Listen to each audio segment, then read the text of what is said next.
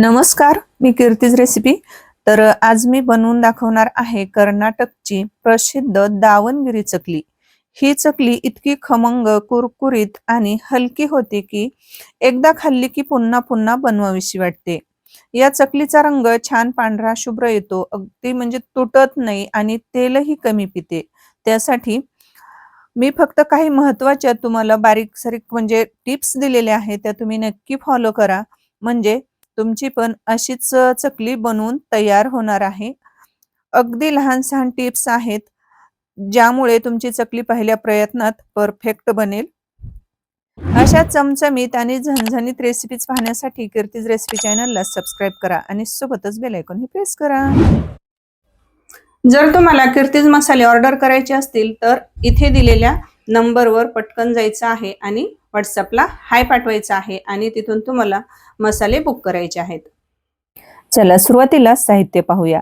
इथं बघा 3 कप इतकं आपल्याला तांदळाचं पीठ लागणार आहे. आता 3 कप तांदळाचं पीठ त्यासाठी आपल्याला 1 कप इतकं डाळवं घ्यायचं आहे. आता सुरुवातीला आपल्याला काय करायचं आहे, मिक्सरचं भांडं घ्यायचं. मिक्सरच्या भांड्यामध्ये सर्वप्रथम आपल्याला डाळवं हे मिक्सरला बारीक वाटून घ्यायचं आहे, म्हणजे त्याचं पीठ बनवून घ्यायचं आहे. आता हे पीठ काय करायचं आहे, लगेच आपल्याला डाळव्याचं पीठ लगेच एका चाळणीमध्ये घ्यायचं आणि चाळणीने चाळून घ्यायचं आहे. कारण कसं त्याच्यामध्ये कणी वगैरे राहू शकते.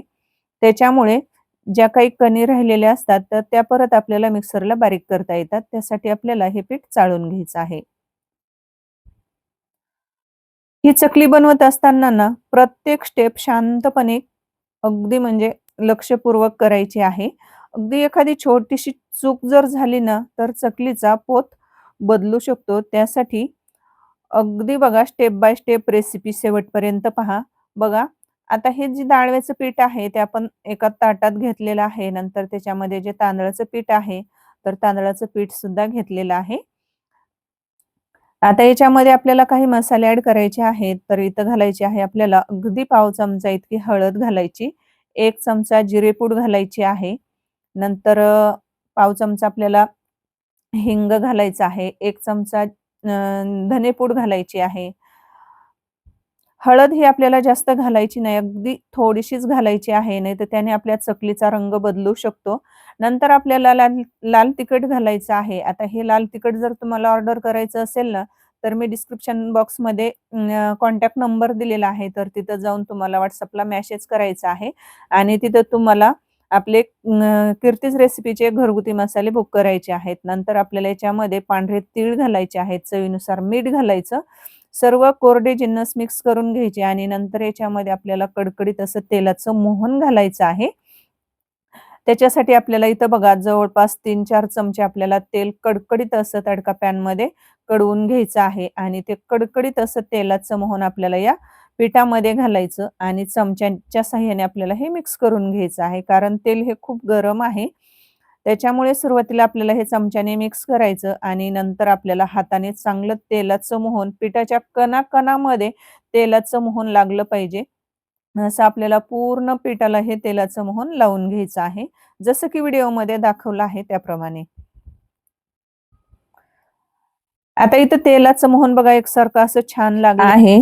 आता काय करायचं आहे, आता आपल्याला हे पीठ मळण्यासाठी सर्वात सिक्रेट टिप म्हणजे आता इथं आपल्याला कडकडीत असं उकळतं पाणी करायचं आहे. आता इथं पीठ मळण्यासाठी बघा एका भांड्यामध्ये मी पाणी उकळण्यासाठी ठेवलेलं आहे आणि उकळतं पाणी आपल्याला काय करायचं आहे, एखाद्या चमच्याने किंवा एखाद्या कपाने कशाने याच्यामध्ये थोडं-थोडं घालायचं आहे आणि चमच्याने आपल्याला हे मिक्स करायचं आहे. हे पाणी खूप गरम आहे त्यामुळे चमच्याने सुरुवातीला आपल्याला मिक्स करून घ्यायचं आहे. आणि पिठासाठी पाणी किती लागेल याचा अंदाज आपल्याला येतोच थोडं-थोडं पाणी ओतत असताना. सुरुवातीला चमच्याने मिक्स करायचं आणि नंतर थोडंसं हलकंसं गरम आहे तोपर्यंतच काय करायचं, हाताने आपल्याला हे पीठ चांगलं असं घट्ट असं मळून घ्यायचं आहे. जवळपास हे पीठ मळायला की नाही जवळपास 8 ते 10 मिनिट वेळ द्यायचा आहे.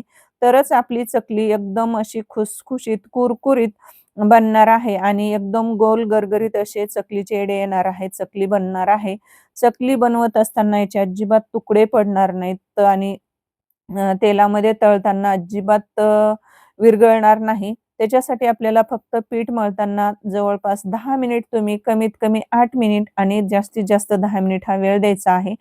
आणि थोडं-थोडं पाणी घेऊन आपल्याला असं छान असं पीठ मळून घ्यायचं आहे. जसं की आपण भाकरीचं पीठ मळतो की नाही, अगदी तसंच पीठ हवं आहे. जास्त घट्ट नाही, जास्त पातळ नाही.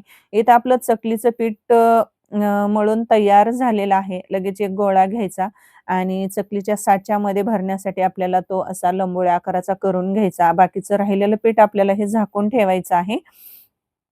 आता इकडे आपल्याला काय करायचं आहे, चकलीचा साचा घ्यायचा आहे. चकलीच्या साच्याला बघा थोडंसं तेल लावायचं आणि चकलीची पाटी साच्यामध्ये घालून घ्यायची आहे. चकलीच्या प्लेटचा जो असा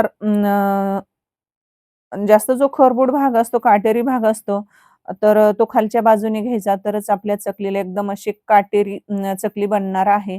जर तुम्हाला हा चकलीचा साचा ऑर्डर करायचा असेल ना, तर मी डिस्क्रिप्शन बॉक्समध्ये लिंक दिलेली आहे. तिथून तुम्ही ऑर्डर करू शकतात.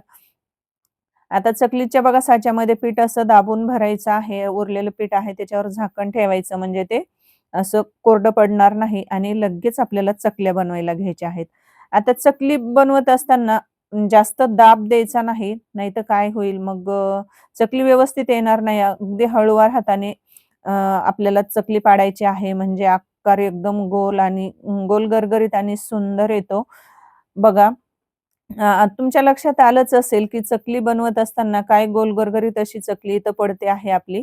अजिबात चकलीचे तुकडे पडत नाही, चकली तुटत नाही चकली बनवत असताना. हेच सिक्रेट आहे या चकलीचं.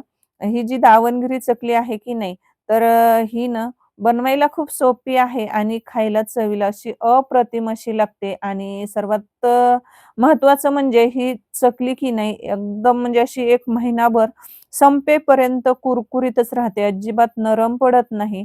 बनवायला जेवढी सोपी आहे की नाही, जेवढी दिसायला पण म्हणजे अप्रतिम अशी सुंदर दिसते, त्यापेक्षाही खायला चवीला अप्रतिम आहे.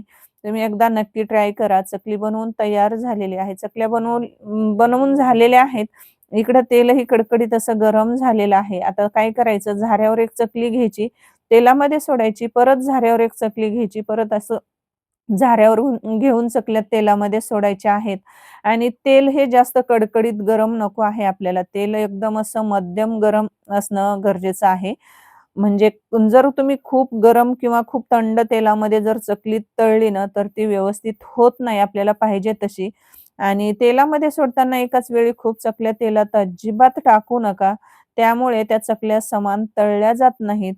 आणि चकलीचा हा रंग हलकासा पांढरट आणि सोनेरी झाला, की चकली तयार झाली असे समजायचं आणि त्या त्या चकलीवरचे जे बुडबुडे आहेत, तर ते कमी झाले ना, की समजायचं चकली ही आपली तळलेली आहे.